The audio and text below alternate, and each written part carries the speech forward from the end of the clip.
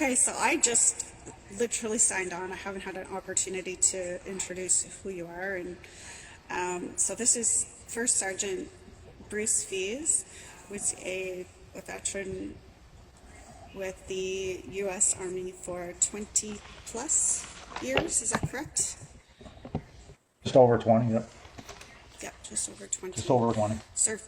Served, seven tours of duty.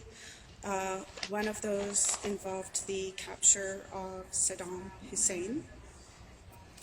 So you have seen a lot. You have experienced a lot because before that you had an entire life as well, right? So tell us about yourself a little bit. Okay, as Angela mentioned, my name is Bruce Lamar Fees. I'm a retired First Sergeant United States Army.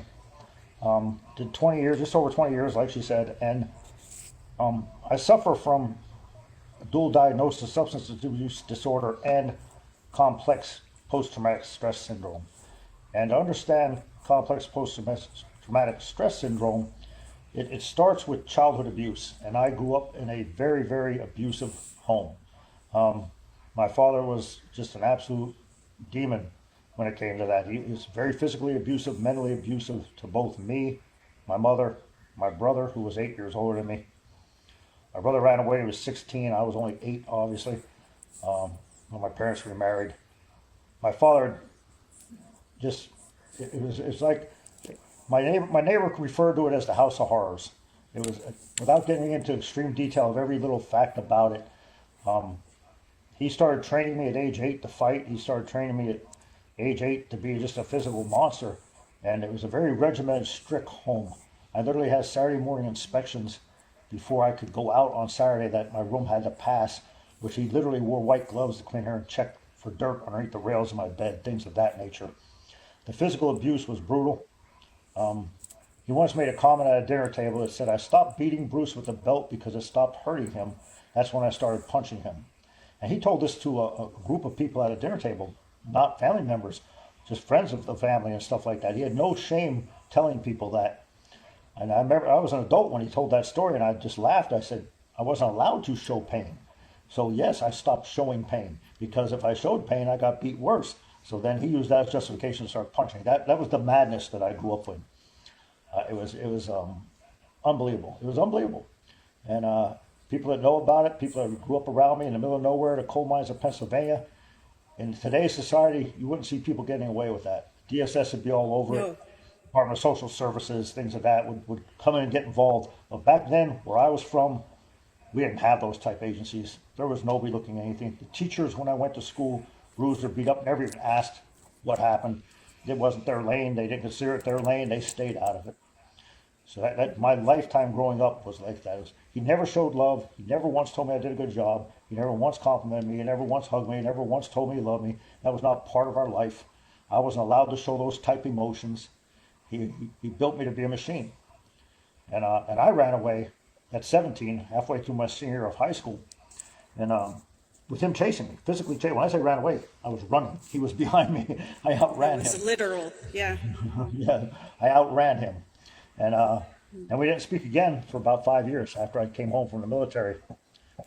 When I graduated high school, I went to work construction in Philadelphia for a couple of years. My mother suffered from mental illness, which I'm sure my father's abuse didn't help with.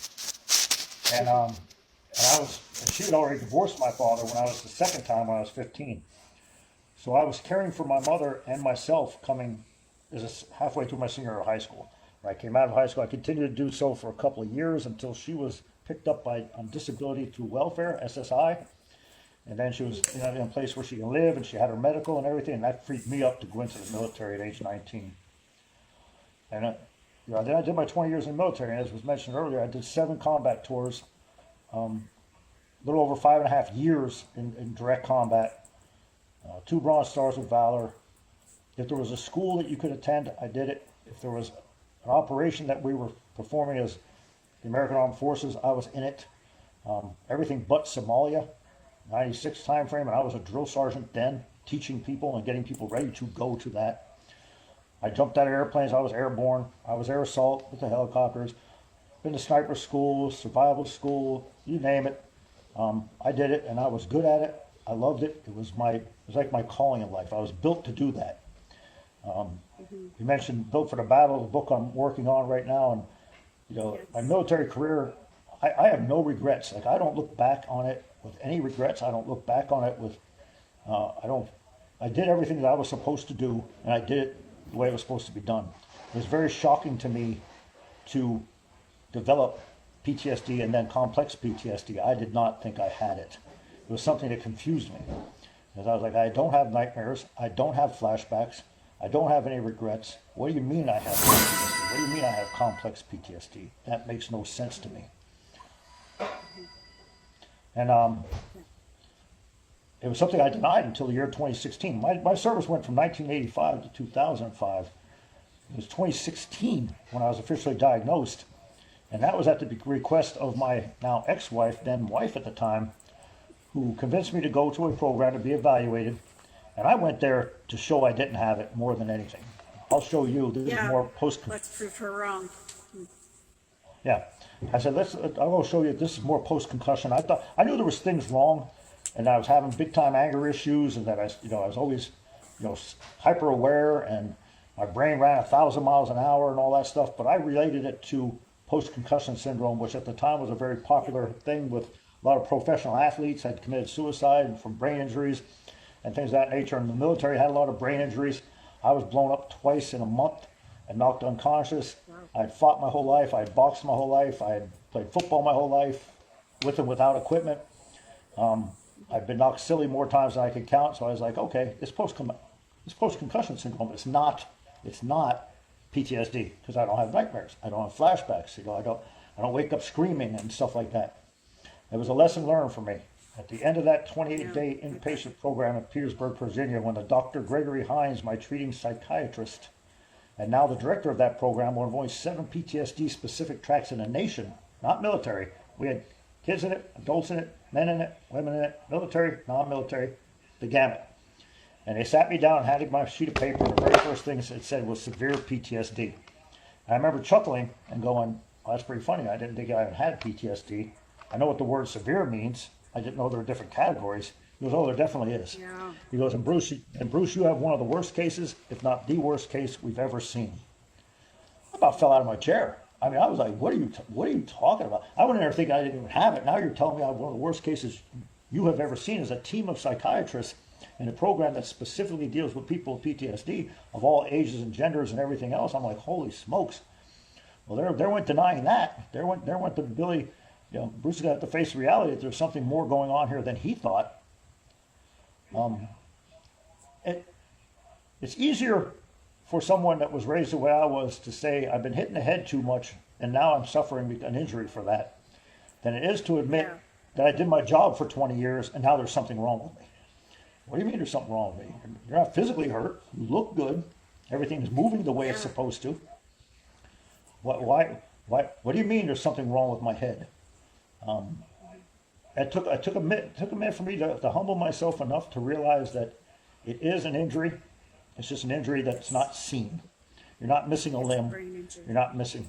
Yeah, it's a brain injury, and it's sustained over time. It's systematic. Yes. And Absolutely. the things I did to myself post-military, which we'll get into at some point. I mean, I went crazy. I'd say the word crazy. It's not. It's just my behavior went from a person at age 46, I didn't even have a traffic ticket on my record. I'd never been arrested or even got a traffic ticket.